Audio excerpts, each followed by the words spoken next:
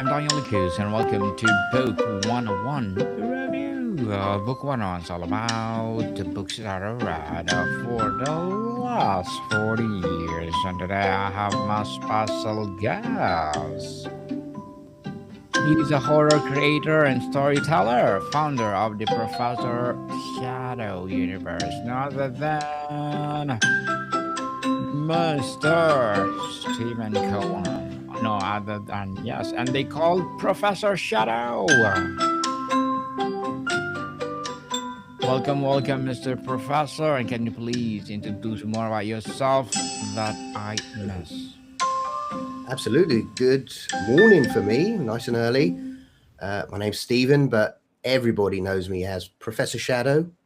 And for the last few years, I've been creating horror tales, predominantly audible, but also in book format.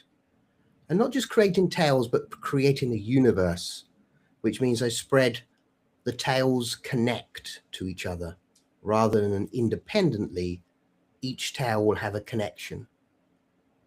And today, I believe we are talking about slow burn horror in particular, which is my specialty, because I love horror in general, and I do love shock, and I do love things that jump out at you.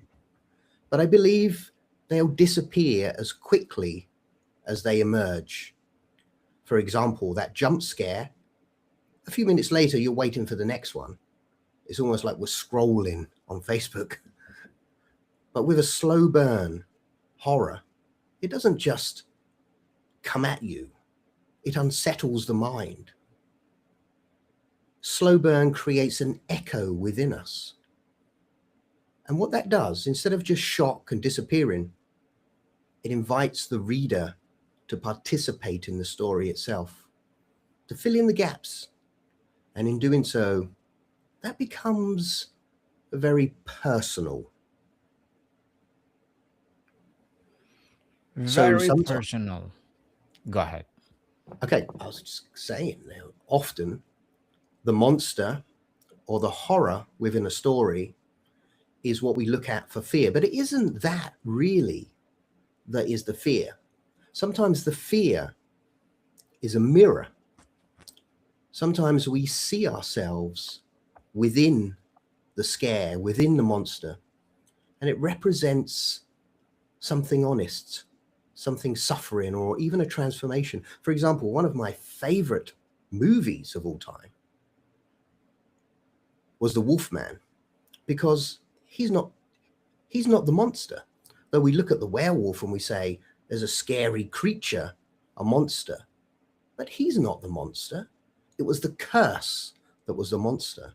It was the curse that created him. The Wolfman was a person that wanted to hide and lock himself away. He wanted to destroy himself so he wouldn't hurt anybody else. That's not a monster. That's a caring human being. But he's not the monster. It was the curse. I think that's why these stories last and stay with us, because they're not about what's chasing us. They're about what we recognize within ourselves. And thank you so much for sharing your knowledge and wisdom to the world, Mr. Professor. Thank you. Let's start with the basic distinction. From a neurological or psychological standpoint, how does sustained anxiety of a slow burn film engage different parts of the brain and psyche than the acute jolt of a jump scare? Like I say, I think that the slow burn is something that will bore into the mind. As I said earlier, though, a jump scare is going to jump out at you. It's going to make you go, whoa, but then it's done. You're waiting for the next one. Where's the next scare coming from? Where's my next piece of gore? Where's my next jump that makes me afraid? Rather than what about something that bore into the mind?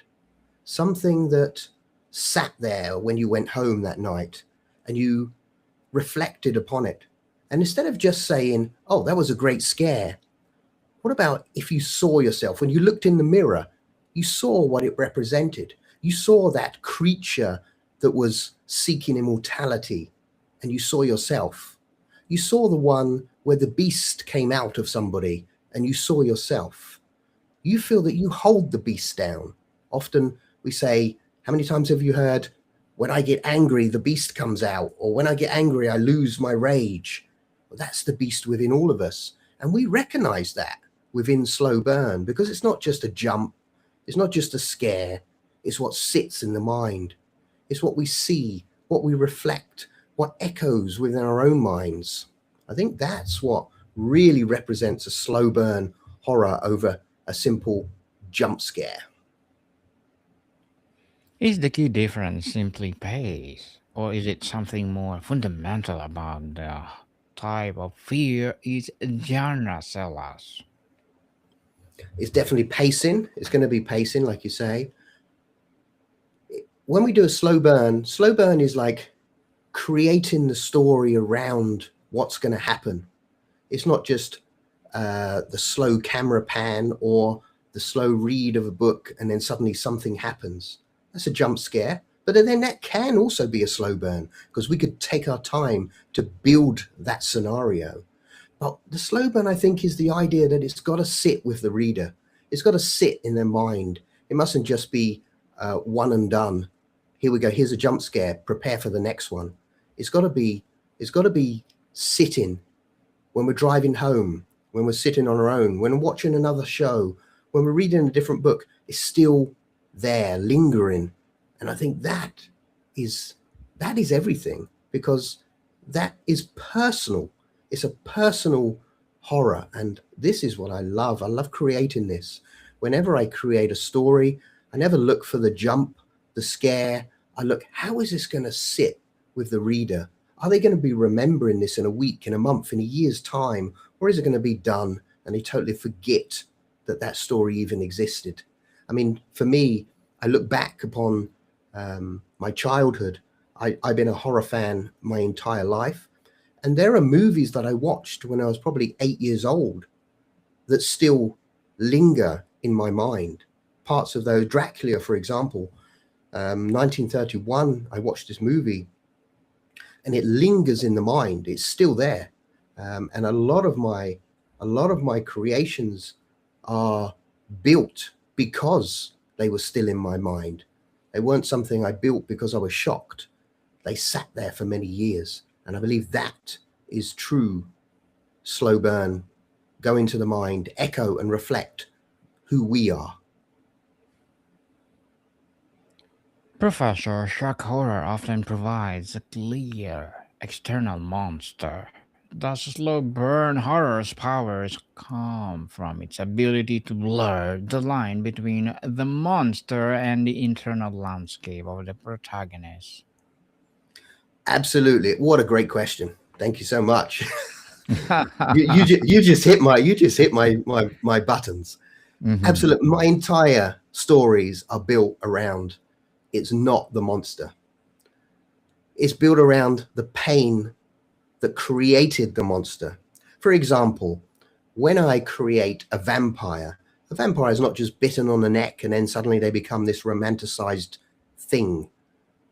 A vampire is a creature in my world that they suffer so much that they go through heartache, they go through pain, they go through beatings, they go through rejection, literally the exact thing that every single human goes through. They go through wanting, they go through despair, they go through wondering if they're ever going to make it or if they're good enough. And what that does, that builds up their pain, but it builds up the resistance that they can actually become the creature in the end. And the more pain that these creatures go through in life, the more powerful they are when they transition from what they were to what they are today. And isn't that every single one of us? Isn't it the more pain that we go through? Isn't it there a saying, that which does not kill us only makes us stronger? And the more that we endure, the more that time we had a breakup, the more that time that we lost our job or people mocked us, or we were beaten, or we went through this terrible time, doesn't that make us stronger? Doesn't that make us more resistant? And for me, when I create, for example, just a character of a vampire, for example, they must have endured to be able to accept the pain of what they're going to be able to become. So thank you so much for that question. No worries at all, Professor. What are the essential narrative and cinematic tools a slow burn director uses to build dread that director rely on shocks might neglect? Personally, I rely on character creation. So we need to understand the characters within the story. In order to build a slow burn, we need to understand who we're working with. And yes, I do say who we're working with when I create many of my characters. And I often say, I enjoy working with this character. And I struggle and I argue with them, because how can I create a slow burn, something that's going to stick with the reader, if the character has no merit, if the character has no strength? And so I constantly work on the reader understanding the character that we've built. For example, I have a character called Elder, let's say, and if he was going to go through and produce horror, something that's going to stick within our mind, if we didn't understand the character, how would he be able to portray that? My characters don't just portray horror, they portray meaning, they portray life, and they're a reflection of who we are. And how can we reflect if we don't understand the character? The character within the tale is everything, because in order for it to bore into our mind, we need to connect, we need to mirror, and the echo needs to sit within our mind. And if we don't understand the character, it's going to be very difficult for us to do that. So creating a story where I'm going to burn that horror, and I mean burn the horror into someone's mind so that that's going to stick with them, I need a character capable, strong, and able to do that. Interesting, Professor. Interesting. In a slow burn, the horror is often in what's is not shown or shown partially. How does the audience or audience's own imagination become the co-director of the fright? And why is it more powerful than a visual effect? Another excellent question. Thank you so much. So, yes, absolutely. In order, there's a famous, I'm a big fan. There's a very famous producer called Val Lewton. And many years ago, he worked for RKO. And number one, he didn't have the budget to have all these fancy effects. But he created visions, masterpieces of story. And he did it because he used the viewer's imagination to fill in the gaps. So, for example, you never see the monster on the screen turn into a monster, but you see it in your mind. And that is ultimately a million times worse than seeing any creation we can create on the screen, because it's personal. It's your inner fear that creates it, not mine, not my vision, and not a director or a producer's vision or a writer's vision. Is your inner fear that actually creates the monster. And there's nothing more scary than what you already fear. Val Lewton was a master at this. He created scenes where they would walk. It was called the Val Lewton Walk, where they'd walk in this darkness, in this shadow, and there was nothing but shadows. But your mind created the horror. It created the fear. There was nothing on screen. I've tried to replicate this many times. I'm a huge fan of Val Lewton, and I replicate this many times in some of the stories I do. I recently did a vampire story set sort of in the 1800s, and it was very much trying to not show anything, but try and get the reader to create their own vision in their mind.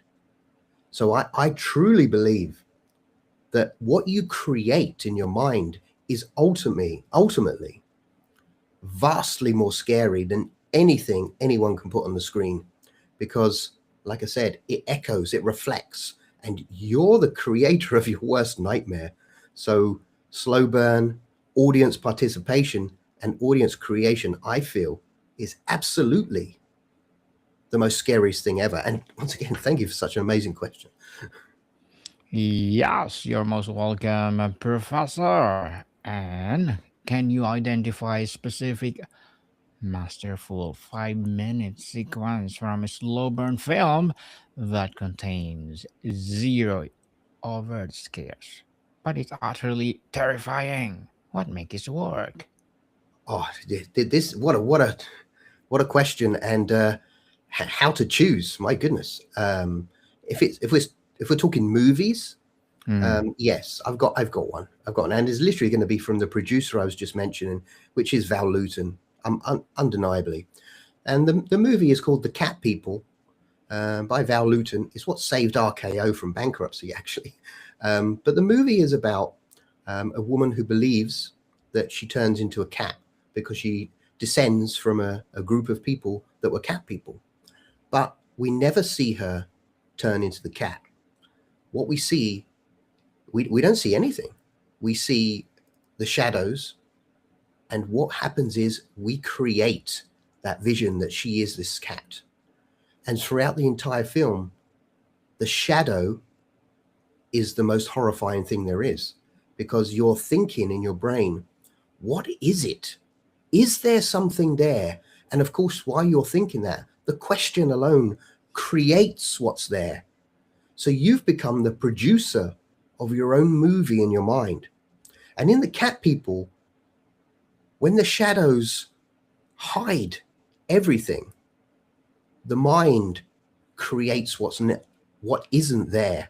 And like I said earlier, that is far more horrifying than anything we could put on the screen. So absolutely, without question, I'm going to go with Val Luton and the Cat People for, and this was the film that introduced the Val Luton walk, which is a very famous saying in movies, and that is where the woman is being followed, and all we see is footsteps, all we hear is footsteps, and a bush rustle. We never see a creature, but the audience swear that they saw the creature, but there was never one in that scene, because what they saw was what was in their own mind. And what a brilliant way to do that. So yeah, Cat People, Val Luton. Professor, how does or how does shock horror operates on startle reflex?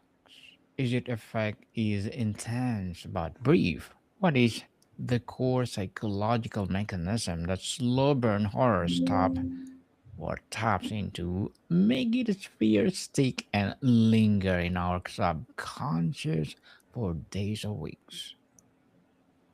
I think it's definitely going to linger for a long time. For example, you just asked the question of what horror movie sits with me, um, that has the slow burn without showing the monster. And of course, I came out straight away with the Cat People.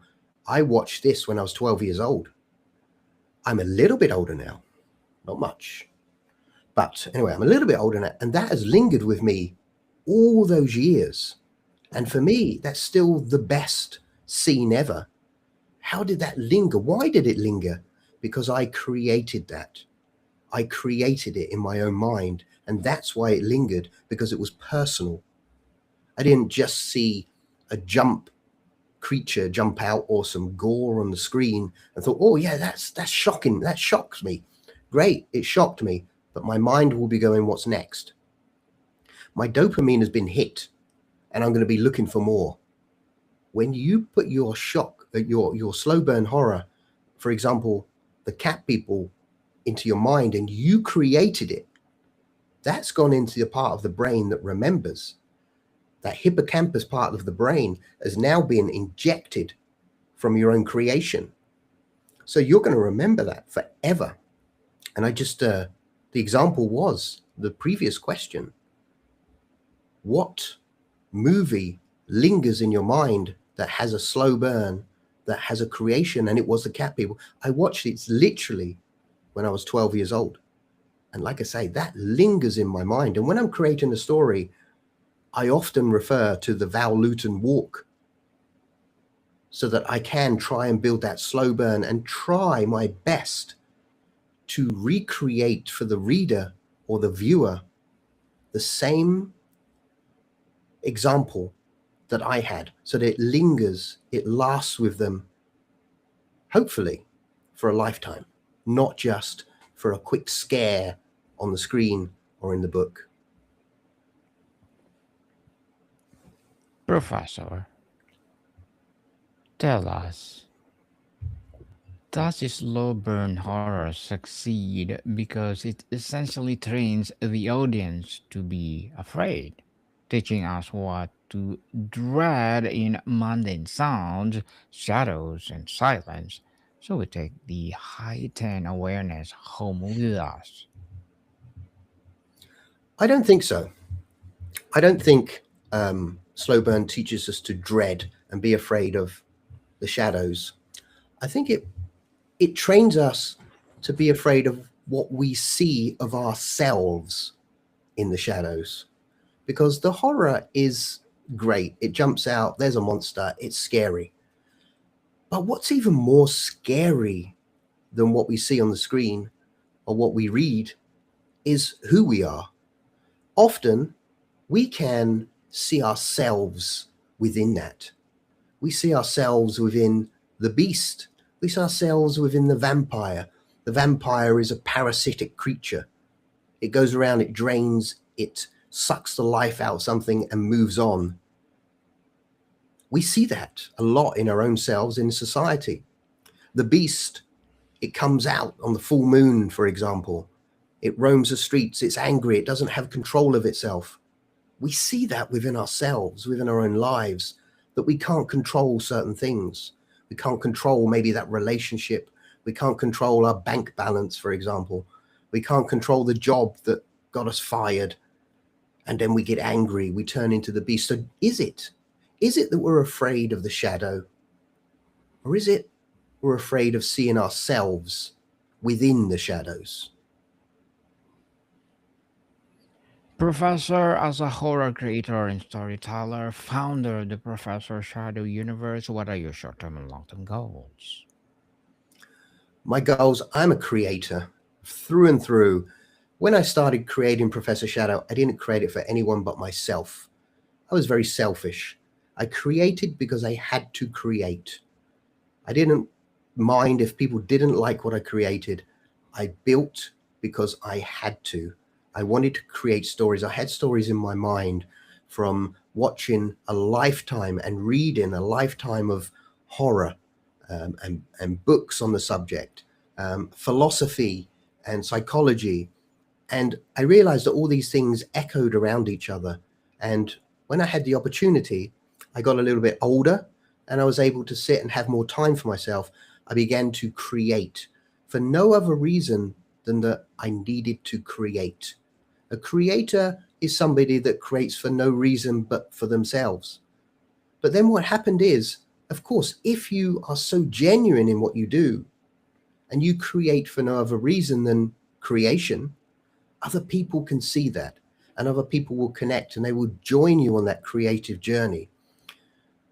So the goal for Professor Shadow is to continue to create what I feel is worthy of creation, not just writing a story or building a video for the sake of doing it, but for the idea of creating it because it needs to be created, for the idea of writing it because it needs to be born, for the idea of producing it because it's sitting in my mind and it needs to come out.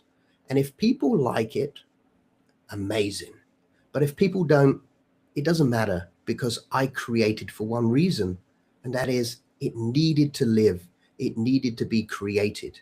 So long-term goals are simply, I will just keep creating. And if people like what I create, they can listen, they can watch, and they can read it. And that's great. But it's just something you just have to do.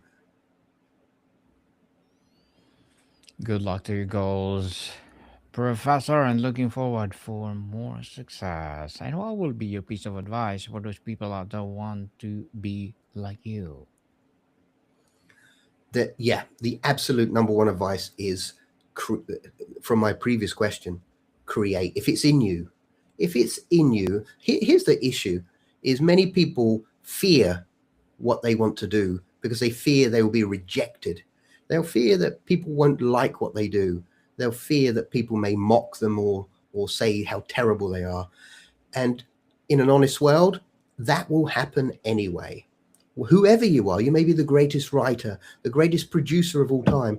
There are people there that will not like what you do.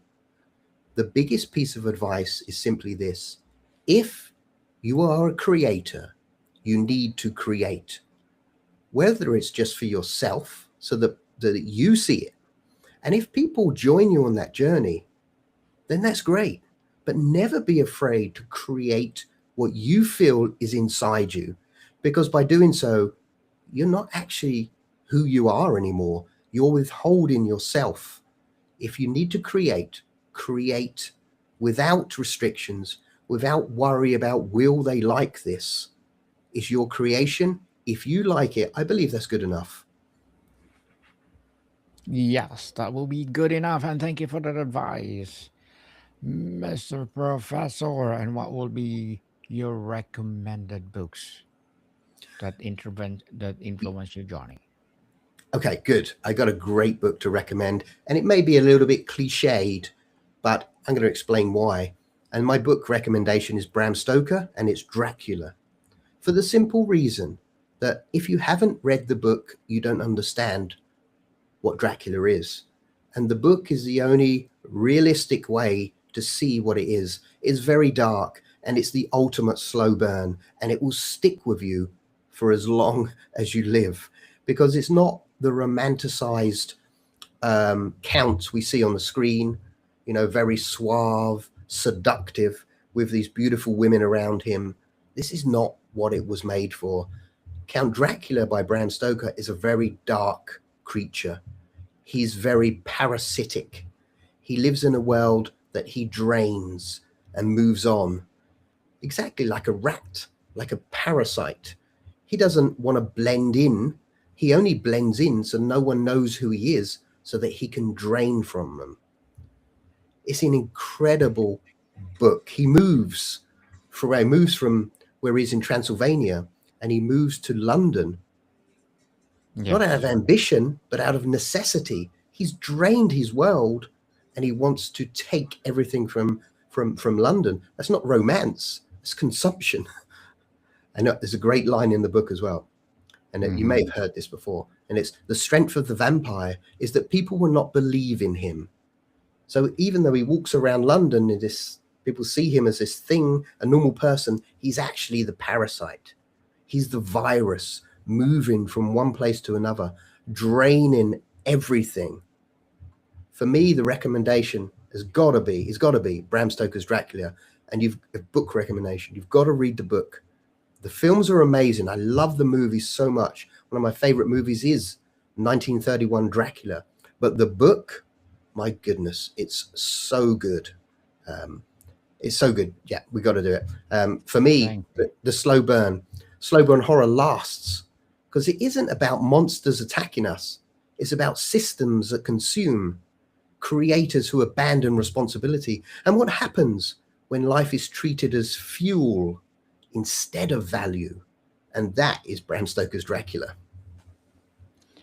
Thank you for that recommended book, Professor. And before we wrap up our discussion for today, I'm inviting you to please do listen to my other podcast, people, my other podcast, because my abstract essay is already in fifth season, abstract poetry in second season, and my book 101 review in fifth season too, comedy 101 in third season, and my food 101 in fifth season as well, geography 101, love letters, movie 101 review, music 101 of fourth season, Science 101, Sex 101, second season, and my baby podcast, Mental Health 101, Law 101, Bible Verses 101, Entrepreneurship 101. Please listen to them wherever you listen your podcast. So, Professor, ultimately, why might a story that simmers its fear into us be considered a deeper, more profound exploration of the human condition than one that simply aims to startle us?